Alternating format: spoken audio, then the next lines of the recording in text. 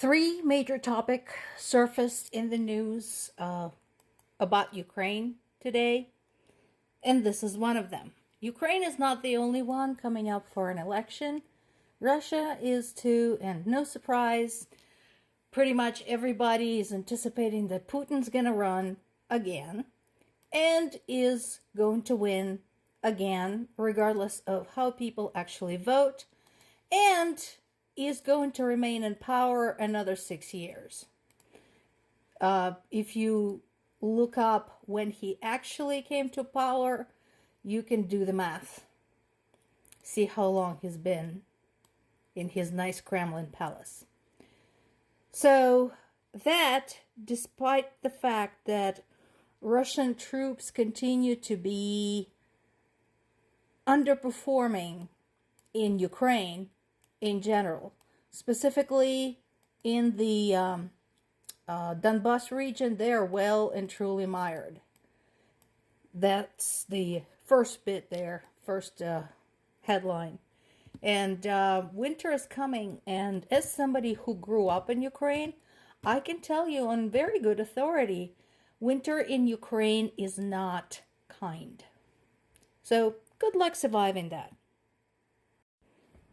While it's true that Russian troops in the east are floundering, there has been a deadly strike during an award ceremony in my native region of Zaporizhia. So not the city of Zaporizhia, but the region, during which a group of some of Ukraine's best and brightest soldiers was killed.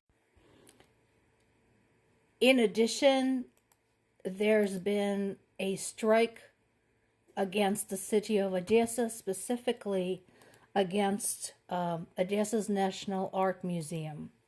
And this particular story surfaced in multiple sources.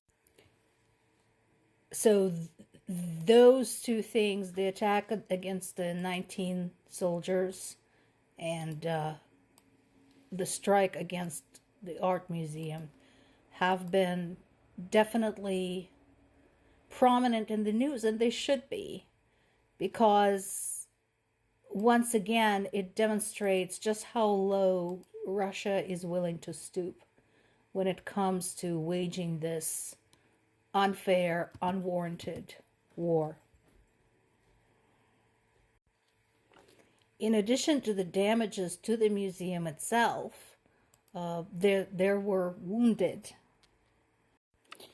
and local government, Odessa government, as well as Ukrainian government, called on UNESCO to do something, say something, since the building where museum was located is a cultural landmark.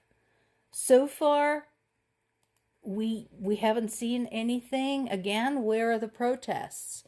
Where are the impassioned statements by the UN, Amnesty International, Red Cross? As usual, so far, there's been nothing. Fortunately, most of the primary collection from the museum has been evacuated in advance. However, there's still been some damage. Following are the photographs. Can you imagine if somebody fired a rocket against the Louvre, or the Met, or the British National Gallery, or the Guggenheim Museum, or any of the other dozens of world-famous museums? I want you to think about it, because that is what's being done to Ukraine.